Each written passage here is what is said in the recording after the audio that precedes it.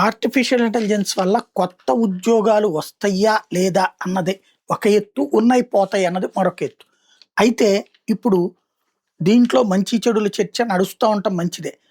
Same time దీనివల్ల ఒక కొత్త కాన్సెప్ట్ కూడా తెర మీదకొచ్చింది. గుజరాత్‌కి చెందినటువంటి ఫ్లడ్ ట్యాంక్ అన్నటువంటి దానికి సంబంధించిన కీలకమైన అంశం.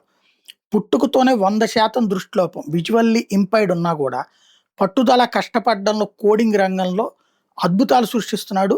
బ్రజ్ ట్యాంక్ ఇతని పేరు. 19 ఏళ్ల కుర్రోడు. వైకల్యం ఆశయాలను అడ్డుకోలేదని నిరూపించుకొచ్చాడు. ఢిల్లీలో జరిగిన నేషనల్ లెవెల్ పోటీ సాక్షం ఫస్ట్ కోడర్స్‌లో సీనియర్ అడ్వాన్స్డ్ పైథాన్ కేటగిరీలో ఫస్ట్ ర్యాంక్ సాధించాడు. ఈ పోటీ విజువల్లీ ఇంపైర్డ్ కోడర్ల కోసం ప్రత్యేకంగా నిర్వహిస్తున్నారు.